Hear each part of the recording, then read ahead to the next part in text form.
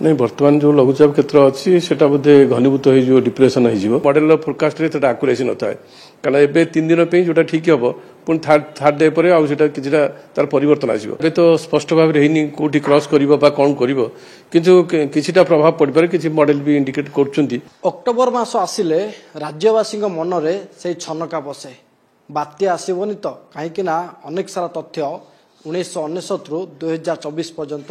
हुडुड phylline को लेकिन जहाँ कौन करा सब सठिक होता किंतु वर्तमान समय जदि कह अक्टोबर मसरे गोटे लघुचाप सक्रिय थिबा बेले आउ दुटी लघुचाप क्षेत्र सृष्टि होगा जाऊँ बात्या को लेकिन आशंका करा आगामी दिन में कौन स्थिति नहीं अच्छी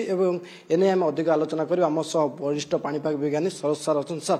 अक्टोबर मास आसिले राज्यवासी मन में से छनका बसे बात्या को लेकिन बड़ वर्षा को लेकिन सर जेहेतु गोटे लघुचाप क्षेत्र सक्रिय अच्छे आ दुटी लघुचाप क्षेत्र सृष्टि होवार संभावना रही सर बर्तमान पाणीपाग स्थिति कौन है बात्या को लेकिन जो पूर्वानुमान कर राज्य उपर प्रभाव पड़े कि नहीं बर्तमान जो लघुचाप क्षेत्र अच्छी से बोधे घनीभूत हो डिप्रेसन होटा सी तमिलनाडु उपकूल हो तमिलनाडु और दक्षिण आंध्र प्रदेश उपकूल स्थल भाग को आसो तार गति से पश्चिम उत्तर पश्चिम दिगु कर्णाटका बा नियर बाई महाराष्ट्र फाराष्ट्र आफेक्ट करें किंतु तार ओडिशा उपरे विशेष प्रभाव नहीं जदि तार प्रकार जो विंड फ्लो रही अपर लेवल से जदि 24-25 तारीख को कौटी क्या वहाँ वर्षा कराए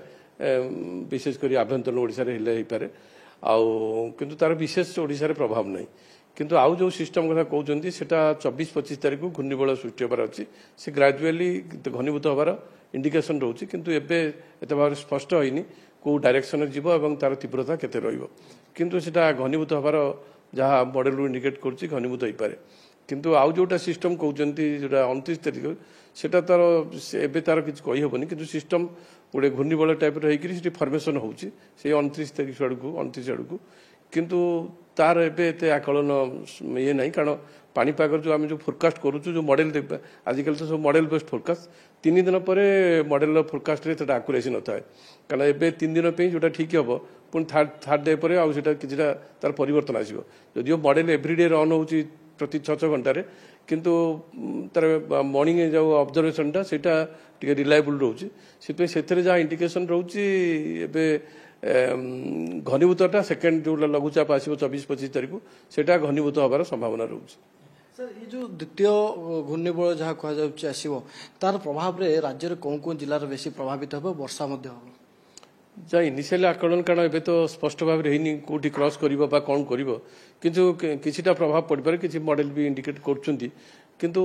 जहाँ से जहाँ वर्षार परिमाण रही संभावना जना पड़ी एपर्यंत विंड विषय किसी कही होनी कारण केतेटा तीव्रता रही किंतु वर्षा रही संभावना रोचे ओडिशार लास्ट वीक पार्ट रे वर्षा रही संभावना रोचे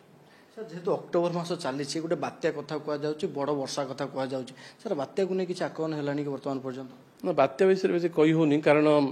सब मॉडल भितर तार भिन्नता रोचे से किसी स्पष्ट भाव में कहीपरि किंतु वर्षार संभावना रोचे लास्ट वीक पार्ट जो ये मासर किंतु सेकेंड सिस्टम फल वर्षार संभावना रोचे सर अमेरिका मॉडल जो आकलन कर वर्षा बात्या भाई संभावना रही है आईएमडी को स्पष्ट बर्तमान पर्यटन करनी आपको नहीं सर आपंकर आकलन नहीं आकलन नहीं आम समस्ते मॉडल देखुं मॉडल इंटरप्रिटेशन प्रत्येक लोकर जड़े लोक तार टी अलग रोचे जमी तार माने असम्पशन रोचे इंटरप्रिट करुँच कौन किंतु जहाँ जना पड़ुची तार गति विषय कही होनी कारण फर्मेसन है 26 तारीख बेलू कही हम किसी कारण एवं तो जस्ट सबगुड़ा आप घूर्णिबल हो लघुचाप हो सबगुड़ा आपणकर फोरकास्ट रोचे किंतु एक्चुअल जो ऑब्जर्वेशन 25 तारीख बेलू किसी डाटा इंडिकेट कर आम विंड डाटा हो प्रेशर डाटा हो से दिन किसी ना किसी कही हम किंतु एबे तो सब जिनस गुड़ा फोरकास्ट रोचे फोरकास्ट रे भिन्न भिन्न मॉडल भिन्न भिन्न दौरान से विषय एक्जाक्टली किसी कहीपर लोक मैंने बर्तमान गोटे गोटे भयभीत होकर भयभीत ना सेमती किसी पानिक हबार कारण नहीं कारण ओडिशा रे तो बहुत आगु बड़ बड़ बात्या आसी लोक मैंने भी फेस करमती किसी असुविधा नहीं आ ये भी कारण नंबर अफ लघुचाप सृष्टि है माने कौन बात्या घनीभूत हवा संभावना कम थाए कारण एक समय जदि 2टा लघुचाप बे ऑफ बेंगलटा छोट बेसिन प्रशांत महासागर बा आटलांटिक महासागर भाया तो ये बड़ नुह यहाँ छोट बेसिन 2टा रही गोटाए प्रभाव अन्य पर पड़ो जहाँफल से तार इंडक्शन फल आइदर गोटाए दुर्बल हम आ गोटाए घनीभूत हम किंतु जी घनीभूत हवा से घनीभूत हो पारे से ସେଥିପାଇଁ 25 ତାରିଖ ଅପେକ୍ଷା କରେ ଏ ସିଷ୍ଟମ ତ ଯୋଉଟା ବର୍ତ୍ତମାନ ପ୍ରେଜେଣ୍ଟ ସିଷ୍ଟମ ସେ 25 ତାରିଖ ବେଳକୁ ସେ ଦୁର୍ବଳ ହେଇଯାଇଥିବ କିମ୍ବା ଆରବ ସାଗର ପାଖକୁ ପଳେଇଥିବ। ଭାରି ବର୍ଷା ହେବାର କିଛି ବର୍ତ୍ତମାନ ସମ୍ଭାବନା ଅଛି? ଏବେ କିଛି ବର୍ଷାର ସମ୍ଭାବନା ନାହିଁ। ବର୍ଷା ଯାହା ହବ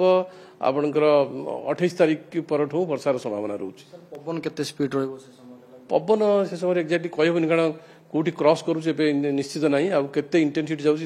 ଏବେ ସଠିକ ଭାବରେ ଜାଣି ଆକଳନ କରିପାରୁନୁ। ସେଥିପାଇଁ 25-26 ତାରିଖ ବେଳକୁ କିଛିଟା କହିପାରିବୁ, କିନ୍ତୁ ବର୍ଷାର ସମ୍ଭାବନା ରହୁଛି।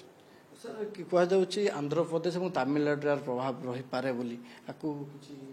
ନାଇଁ ହେଇପାରେ, କାରଣ ବର୍ତ୍ତମାନ ଆମର ଯେଉଁ ଦକ୍ଷିଣ ପଶ୍ଚିମ ମନସୁନ୍ ଯାଇଛି ଏବଂ ଉତ୍ତର ପୂର୍ବ ମନସୁନ୍ ଅନସେଟ୍ ହେଇଛି, ଯେଉଁ ତାର ପ୍ରଭାବ ଯୋଉଟା କି ଦକ୍ଷିଣ ଭାରତର ଯେଉଁ ତାମିଲନାଡୁ କେରଳ ସେପଟ ସାଇଡ୍ ତାର ପ୍ରଭାବ ରହିଥାଏ। ଆଉ ଆମର ଓଡ଼ିଶାରେ ବି ୱିଣ୍ଡ ଫ୍ଲୋଟା ବି ପ୍ରାୟ ତାମିଲନାଡୁ ଭଳିଆ ୱିଣ୍ଡ ଫ୍ଲୋଟା ବି ଆଇଦର ପୂର୍ବ ବା ଉତ୍ତର ପୂର୍ବ ଦିଗରୁ ରହୁଛି। ସେ ହେଇପାରେ, କିନ୍ତୁ ଫର୍ମେସନ୍ ହେଲା ପରେ କହିବୁ, କାରଣ ମୁଁ ଯେମିତି କହିଲି ସବୁଗୁଡ଼ା ଜିନିଷ ଫୋରକାଷ୍ଟରେ ରହିଛି। ଇଭେନ୍ ତାର ଫର୍ମେସନ୍ଟା ବି ଫୋରକାଷ୍ଟ ରହିଛି, ଗତିପଥଟା ବି ଫୋରକାଷ୍ଟ, ଆଉ ସବୁଗୁଡ଼ା ଫୋରକାଷ୍ଟ ଯେ ଏକ୍ଜାକ୍ଟଲି ମ୍ୟାଚ୍ କରିବ ତାର କିଛି କହିହେବନି। କିନ୍ତୁ ଅବଜରଭେସନ୍ ଆସିଲା ପରେ 25-26 ବେଳକୁ ମାନେ ଆକ୍ଚୁଆଲ ଡାଟା ଆଭେଲେବୁଲ୍ ହେଲେ ସେଦିନ କିଛି କହିପାରିବୁ ଯେ ହଁ ତାର ଡାଇରେକ୍ସନ୍ ଏଇ ପ୍ରକାର ରହିବ ଏବଂ ତାର ପ୍ରଭାବ କେତେ ରହିବ ଓଡ଼ିଶାରେ। ନିଶ୍ଚିତ ଭାବରେ ଆପଣ ଶୁଣୁଥିଲେ ସାର୍ଙ୍କଠୁ ପାଣିପାଗର ସ୍ଥିତି, ଯାହା କୁହାଯାଉଛି 25 ତାରିଖ ପରେ ସ୍ପଷ୍ଟ ହେବ ଯେ ରାଜ୍ୟକୁ ବାତ୍ୟାର ଭୟ ଅଛି କି ନାହିଁ। କିନ୍ତୁ ଯାହା ସୂଚନା ଅଛି ଯେ 29 ତାରିଖ ମଧ୍ୟ ଆଉ ଗୋଟେ ଲଘୁଚାପ କ୍ଷେତ୍ର ସୃଷ୍ଟି ହେବାର ସମ୍ଭାବନା ରହିଛି ଏବଂ ଯାହାଫଳରେ ରାଜ୍ୟରେ କିଛି କିଛି ସ୍ଥାନରେ ପ୍ରବଳ ବର୍ଷା ଏବଂ କିଛି କିଛି ସ୍ଥାନରେ ହାଲୁକାରୁ ମଧ୍ୟମ ଧରଣର ବର୍ଷା ହେବାର ସମ୍ଭାବନା ଅଛି। କିନ୍ତୁ ବାତ୍ୟାକୁ ନେଇ କେହି ପେନିକ୍ ନ ହେବାର ଆବଶ୍ୟକତା ରହିଛି। ଭୁବନେଶ୍ୱରରୁ ଭିଡ଼ିଓ ଜର୍ଣ୍ଣାଲିଷ୍ଟ ବିଭୁଙ୍କ ସହ ଜ୍ୟୋତିପ୍ରକାଶ ପତି, OTV।